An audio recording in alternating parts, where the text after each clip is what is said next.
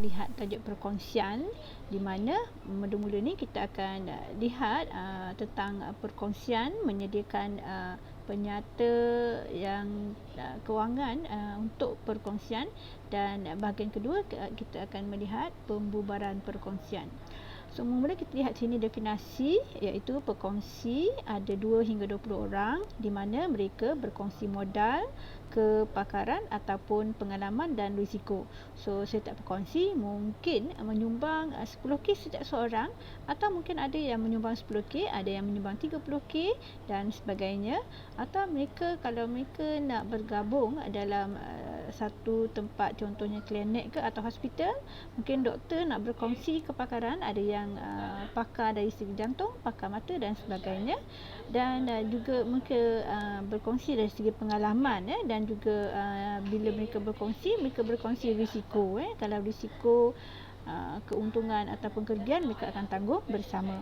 So, bila bercakap tentang perkongsian ini, mengikut Akta Perkongsian 61, iaitu perhubungan yang wujud ni ialah untuk orang yang menjalankan urusan bersama, sebab mereka memang sama-sama berkongsi untuk mendapatkan keuntungan.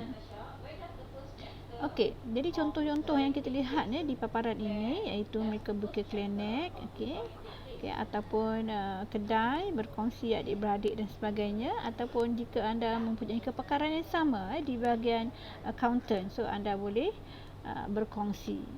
Kemudian kita lihat perbezaan di antara perkongsian dengan melibatkan tunggal. Perkongsian kita lihat ramai, 2 hingga 20 orang, melibatkan tunggal seorang sahaja. Modal kita panggil setiap yang menyumbang modal kita panggil pekongsi, tetapi kalau tunggal hanya pemilik sahaja. Dari segi pengagihan untung rugi pula kita ikut perjanjian lah. Kalau kita kata sama rata, katalah kamu ada 3 orang, so semua orang dapat 1/3, 1/3. Ataupun mungkin kita nak pilih 2 nisbah 3 nisbah 5. So itu semua bergantung kepada perjanjian. Tetapi kalau kita milikkan tunggal, semuanya adalah pemilik yang punya. Baik, jangka hayat perniagaan, perkongsian akan dibubarkan. Bubar ni maknanya no longer exist lah, terpisah lah, ataupun terbubar jika seorang meninggal dunia. Seorang je meninggal dunia, akan terbubarlah perniagaan, ataupun diisytiharkan muflis. Yang boleh isytihar ini adalah mahkamah. Kalau mahkamah isytihar dia muflis atau bankrupt, maka terbubarlah perkongsian, kena mulakan semula all over again, ataupun persetujuan bersama. Jika kita dah capai matlamat perkongsian, contohnya kita mungkin ambil satu lot perniagaan semasa konvo di mana-mana universiti. Apabila tamat tempoh konvo, maka kita dah tak berniaga lagi. So masa tu kita pun setujulah untuk bubar, sebab kita sudah mencapai matlamat perkongsian. Tapi kalau pemilik pula tunggu dia meninggal dunia lah, atau katalah dia dah tak nak niaga lagi, barulah dia akan tutuplah perniagaan. Baik, penyediaan penyata kewangan, mereka ada persamaan dari segi kedua-duanya akan menyediakan akaun perdagangan dan juga untung rugi. Tetapi untuk perkongsian, apabila dia sudah dapat tahu berapa dia untung, dia kena tunjukkan berapa banyakkah yang dia hendak agihkan kepada setiap pekongsi. Kalau dia ada 3 orang, dia kena tunjukkan berapakah setiap orang dapat. Kemudian komponen equity pemilik, kalau dalam akaun perkongsian, dalam perniagaan perkongsian, dia taklah boleh buat macam dalam pemilikan tunggal. Kalau pemilikan tunggal senang, modal tambah untung bersih tolak ambilan, sebab dia seorang je. Bayangkan kalau kita nak catatkan semua tu dalam perkongsian punya, ada 20 orang, jadi kita akan asingkan catatan tentang modal setiap pekongsi dalam akaun modal dan akaun semasa. Jadi akaun modal ni biasanya mencatatkan jumlah yang dibawa masuk pada hari pertama perniagaan ataupun modal tetap. Tetapi akaun semasa ni akan mencatatkan perubahan kepada modal yang telah disumbangkan sebelum ini. Itu ya perbezaannya. Kita lihat kemudian mengapakah kita nak ubah entiti milikan tunggal ni kepada perkongsian yang asalnya milikan tunggal. Kenapa kita nak tukar kepada perkongsian? Okey, pertama kerana kalau kita berkongsi, kita dapatlah modal yang besar. So kita dapatlah membesarkan perniagaan. Kemudian kalau kita ni pakar dalam satu bahagian, okey, contohnya dalam bidang catering, awak pandai masak tapi tak sempat nak urus kan, okey, awak pun berkongsilah dengan kawan ni yang sangat pandai mengurus, atau awak nak berkongsi orang yang ada kanopi. So mungkin awak nak berkongsi kepakaran, macam cerita saya tadi tentang hospital ataupun klinik. Awak nak 2-3 orang yang mempunyai kepakaran yang berbeza. Kemudian risiko, kalau kita dapat bagi-bagikan risiko kepada ramai orang, kalau kita ada ramai rakan kongsi. Kemudian jadi bila kita ada ni semua, dapat mengembangkan perniagaan, okey, ada kepakaran yang pelbagai, risiko tu ramai-ramai yang tanggung, maka kita akan lebih berdaya saing untuk survival perniagaan. Okey, seterusnya kita lihat section 26 Akta Perkongsian. Akta Perkongsian 61 ni, okay, jika kita berniaga berkongsi ni, kita kenalah pakat-pakat, kena ada perjanjian, kita kena listkanlah apa yang kita persetujui bersama. Kita kena meterai perjanjian. Okay, kalau tak, kita kena akurlah kepada Akta Perkongsian 61. Okay, di mana dalam akta ni menyatakan kalau nak bagi untung rugi, kena bagi sama rata. Tak kisahlah sama ada yang memberi modal tu tak sama, ada yang modal 10k, ada yang modal 30k, tak sama. Tapi kata akta, bagikan untung rugi sama rata. Okey, nisbah satu kalau 3 orang, sama rata, separuh-separuh. Baik, kemudian kalau berdua lah, kalau berdua ialah 1/2, 1/2, 1 nisbah 1. Okey, faedah atas pinjaman. Okey, perkongsi ada buat pinjaman. Perkongsi yang buat pinjaman bukan kita buat pinjaman, perkongsi meminjam wang daripada perniagaan perkongsian. Maka dia kena bayar faedah. Okey, faedah. Kemudian modal. Perkongsi kan dia menyumbang modal kan. Ada perkongsi nyumbang jumlah yang besar, ada perkongsi jumlah yang kecil. So, akta mengatakan tak perlu bayar faedah. Okey, tak perlu bayar faedah. Kemudian yang menguruskan perniagaan tak perlu bayar gaji. Tak perlu bayar gaji. Okey, so tidak. Okey. Baik, kemudian semua orang berhak untuk urus. Okey, bila-bila masa boleh pergi kedai dan uruskan je perniagaan.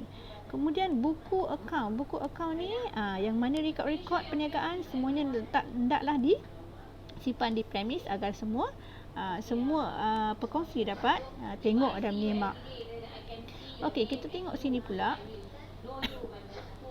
Mengapa kita memeterai perjanjian? Kenapa kita mesti ada ikatan perkongsian? Ikatan perkongsian ni maksudnya perjanjian. Ini perjanjian bertulis yang kita persetujui bersama. Kenapa? Sebab kita tak naklah gaduh esok-esok. Kita tak naklah gaduh di kemudian hari. Hari tu kan kau kan tak nak. Jadi kita ada masing-masing ada peranannya masing-masing. Okay. Jadi kita apabila buat ikatan perkongsian tu, kita mesti nyatakan dengan jelas. Berapa modal perkongsi, berapa gaji perkongsi, kalau ambilan berapa faedahnya, kalau modal dapat tak faedah, berapa faedahnya, kemudian bagaimana pula pecahan untung ruginya. Kemudian jika perkongsi ada buat pinjaman duit perniagaan, berapakah faedah yang dia kena bayar. Sebab kalau dia pinjam daripada bank atau institusi keuangan lain, dia kena bayar. Habis dia pinjam dengan perniagaan kita, perniagaan perkongsian, kena bayar ke tidak? So kita kena nyatakan dengan jelas dalam ikatan perkongsian. Jadi pada kebiasaannya kita akan ikutlah faedah atas pinjaman ni. Kalau perkongsi tu dia pinjam daripada institusi lain, dia pun kena bayar faedah. So apa cadangan kita? Kalau kita kata kena faedah, kita tuliskanlah okey 8% faedah atas pinjaman. Okey, kalau kita kata alright, kita kata untung rugi adalah 1/2. Kita kena nyatakan dengan jelas. Okey, kemudian kita kata faedah atas modal. Okey, sebab apa? Perkongsi ni dia ada duit. Okey, kalau kita nak galakkan perkongsi ni menyumbang modal yang lebih, kita bagilah dia faedah. Sebab kalau tak, duit tu dia mungkin nak laburkan kat tempat lain. Mungkin dia nak masukkan duit tu dalam bank kan. Jadi kita kata okey, you ada duit lebih, you laburlah dalam perkongsian kita dan perniagaan akan bagi you faedah. So kita pun bagi dia lah, terpulang lah, mungkin 10% agaknya terpulang pada perbincangan anda sesama perkongsi. Kemudian ambilan. Okay, ambilan tu apa? Takkanlah kita nak benarkan perkongsi suka-suka hati nak ambil. Hari ni ambil 2,000, esok 3,000, saya perlu duit lah, isteri nak shopping, saya nak pergi beli beg lah, nak beli aircon lah, tak ada duit lah. Okay, adakah kita nak benarkan dia sewenang-wenangnya keluarkan balik duit yang dia dah modalkan dulu? Kita pun tak nak macam tu kan. Jadi kita nak kalau boleh janganlah begitu mudah dia bawa keluar duit dia. Jadi kita mungkin nak kenakan faedah. Okey, berapa faedah? Katalah 5%. So kita kena tulis. Ni contoh saja Kena tengok soalan. Baik. Kemudian kita nak galakkan perkongsi ni rajin-rajin nak urus. Pandai kan. Datanglah urus kedai. Nanti kita pakatlah bayar gaji. Okey, gaji ataupun allowance ataupun bonus. Mungkin tak mampu lagi nak bayar gaji, bayar bonus. Okay, ataupun bayar gaji pun dapat, allowance pun dapat, bonus pun dapat. Nak raya bagi bonus, contoh je. Okey, jadi kita tetapkan berapa ribu sebulan atau berapa ribu setahun gaji. Kemudian berapakah jumlah modal? You sumbang 20, I sumbang 50. Kita catatkan dengan jelas dalam ikatan perkongsian. Okey, jadi saya harap awak faham pada masa ni apa tu yang dikatakan modal. Okey, yang dikatakan modal. Okey, semua orang bagi modal. Kemudian kalau dia sumbang modal, dia dapat faedah. Perkongsi dapat perniagaan bayar kepada perkongsi faedah atas modal yang disumbangkan. Faedah atas ambilan pula kita ni siapa? Perniagaan perkongsian. Kita kenakan faedah kepada perkongsi yang buat ambilan. Okey, faedah atas pinjaman, iaitu kalau perkongsi nak meminjam, kita ni siapa? Perniagaan perkongsian mengenakan faedah atas pinjaman. So ini adalah faedah diterima. Okey, faedah diterima. Okey, sebab kita terima faedah daripada perkongsi. Perkongsi bayar kepada perniagaan. Okey, jadi gaji macam biasa, tapi gaji kali ini ialah untuk perkongsi bukan pekerja. Okey, jadi ini khas untuk perkongsi saja.